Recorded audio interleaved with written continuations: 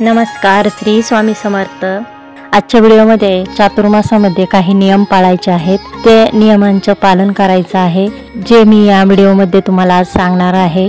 या नियमांपैकी तुम्ही कोणताही एक नियम चातुर्मासामध्ये पाळायचा आहे। चातुर्मासामध्ये यापैकी एक नियम पाळायचा आहे। चातुर्मासामध्ये रोज तुळशी पुढे हळदीने स्वस्तिक काढायचं आहे। हळदीने स्वस्तिक काढून याची पूजा करायची आहे। 4 महिने आपल्याला सलग हा नियम पाळायचा आहे।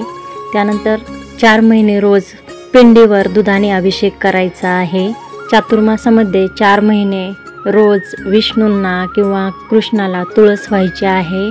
तसेच चातुर्मासामध्ये प्रत्येक महिन्याच्या एका मंगळवारी किंवा शुक्रवारी एका सवाष्ण स्त्रीची खणा नारळाने ओटी भरायची आहे।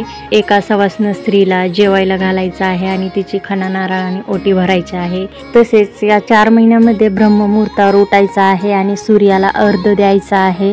4 महिने सलग हा उपाय करायचा आहे। तसेच शक्य असल्यास दररोज तुळशी पुढे तुपाचा दिवा लावायचा आहे। सकाळ किंवा संध्याकाळी तुपाचा दिवा लावू शकतात किंवा दोन्ही टाइमला तुम्ही हा दिवा लावू शकतात। चातुर्मासामध्ये मुख्य दरवाजात चिटकवलेली लक्ष्मीची पावले असली तरी रोज आपल्याला रांगोळीच्या साहाय्याने पावले काढून हळद कुंकू व्हायचं आहे। चातुर्मासामध्ये हा नियम 4 महिने सलग करायचा आहे। तसेच दिवे लागणीच्या वेळी कोणी आल्यावर त्याला दूध, साखर, चहा द्यायचा आहे, पाहुणचार करायचा आहे।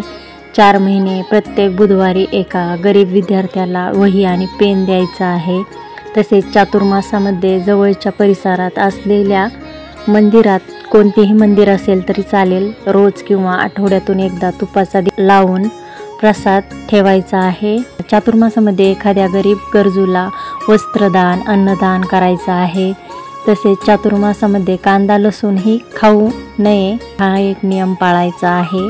चातुर्मासामध्ये तुम्ही गायत्री मंत्राचा 108 वेळा जप करायचा आहे। दररोज हा जप करायचा आहे। तसेच पुरुष सूक्त रोज 1 वेळा वाचायचा आहे। 4 महिने या चातुर्मासामध्ये 1 वेळा ओम नमो भगवते वासुदेवाय नमः या मंत्राचा 1 माळ तरी जप करायचा आहे। 4 महिने रोज 1 वेळा विष्णू सहस्त्रनाम वाचायचा आहे किंवा ऐकायचा आहे। यामुळे तुम्हाला भगवान विष्णूंचा आशीर्वाद प्राप्त होईल। तसेच चातुर्मासामध्ये रोज 1 वेळा व्यंकटेश स्तोत्राचं वाचन करायचं आहे। चातुर्मासामध्ये जमिनीवर झोपायचं आहे, पलंगावर झोपायचं नाही, हा पण नियम तुम्ही पाळू शकतात।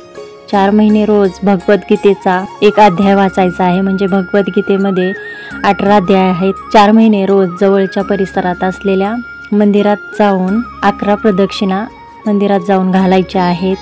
तसेच चातुर्मासामध्ये तुम्ही रोज गणपतीला मोदकाचा नैवेद्य दाखवू शकतात, हा एक नियम पाळायचा आहे। चातुर्मासमध्ये मांसाहार वर्ज्य करायचा आहे, हा एक नियम आहे।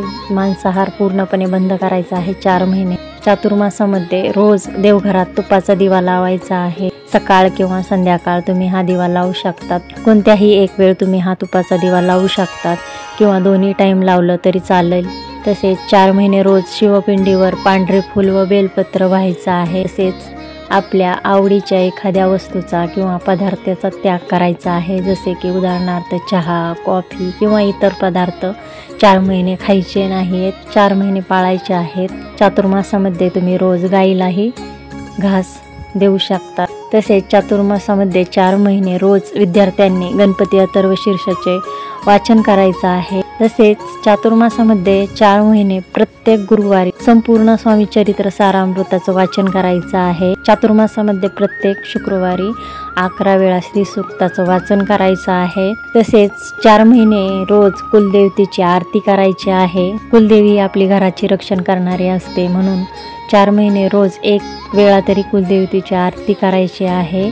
तसेच तुम्ही 4 महिन्या चातुर्मासामध्ये गोपद्म व्रत हे देखील तुम्ही करू शकता। 4 महिने आपल्याला रांगोळीच्या साह्याने किंवा साचा भेटतो, त्याने आपल्याला गोपद्म रांगोळी काढायची आहे। देवघरात किंवा तुळशी पुढेही तुम्ही ही रांगोळी काढू शकतात। रांगोळी काढल्यानंतर तुपाचा दिवा लावायचा आहे, याचा व्हिडिओ आपल्या चॅनलवर आहे। गोपद्म व्रत कसं करायचं आहे, तसेच तुम्ही चातुर्मासामध्ये स्वस्तिक व्रतही करू शकतात। यापैकी कोणताही एक नियम तुम्ही चातुर्मासामध्ये पाळायचा आहे। ज्यांनी यापैकी कोणताही नियम पाळायला चालू केला नसेल त्यांनी उद्याच्या गुरुपौर्णिमेपासून ते त्रिपुरारी पौर्णिमेपर्यंत हे नियम करू शकतात। सर्वसामान्य लोक चातुर्मासात एखादे व्रत करतात, काही नियम पाळतात। या काळात हिंदू धर्मात अनेक व्रत उपासना केले जातात। या काळात हिंदू धर्मात वर्णिलेल्या संस्कारांपैकी यज्ञोपवीत संस्कार म्हणजेच मुंज, विवाह, दीक्षाग्रहण, यज्ञ, ग्रहप्रवेश, गोदान इत्यादी शुभ कर्म केली जात नाही। तर या चातुर्मासात यापैकी एक नियम तुम्ही आवश्यक पाळा। चातुर्मासामध्ये 4 महिने पाळलेल्या नियमांचे उद्यापन कधी करायचे? ज्यांनी आषाढी एकादशीपासून नियम पाळण्यास सुरुवात केली आहे त्यांनी कार्तिकी एकादशीच्या दुसऱ्या दिवशी म्हणजेच द्वादशी दिवशी याचं उद्यापन करावं। आणि जे उद्यापासून म्हणजे गुरुपौर्णिमेपासून सुरुवात करणार आहेत त्यांनी त्रिपुरारी पौर्णिमेपर्यंत हे नियम पाळायचे आहेत आणि त्रिपुरारी पौर्णिमेला उद्यापन करायचं आहे।